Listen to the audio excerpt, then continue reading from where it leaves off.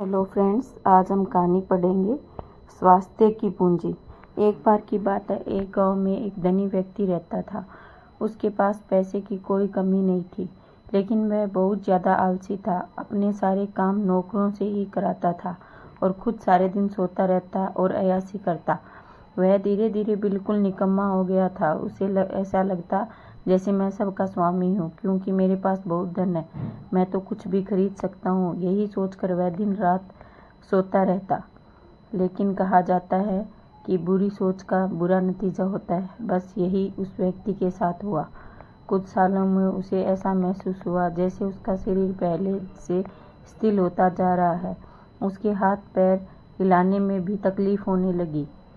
यह देखकर वह व्यक्ति बहुत ही परेशान हुआ। उसके पास बहुत पैसा था। उसने शहर से बड़े बड़े डॉक्टरों को बुलाया, खूब पैसा खर्च किया, लेकिन उसका शरीर ठीक नहीं हो पाया। वह बहुत दुखी रहने लगा।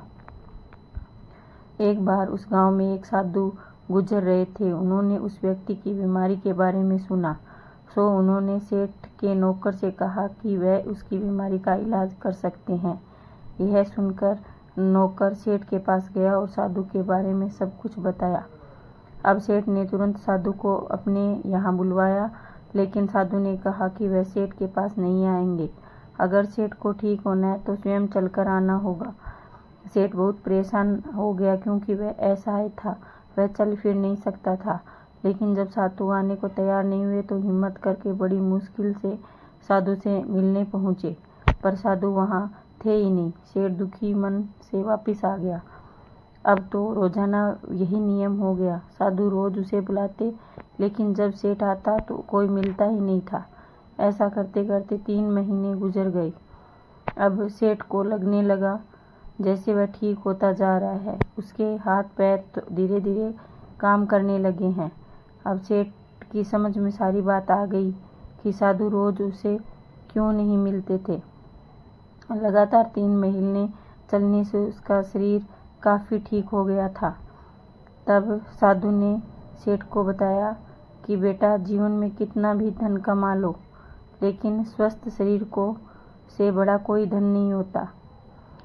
तो मित्रों, यदि आप यह बात हमारे दैनिक जीवन पर भी लागू होती है।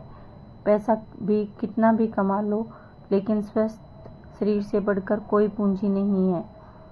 इस कहानी से हमें यही शिक्षा मिलती है कि स्वस्थ शरीर से बढ़कर कोई धन नहीं होता।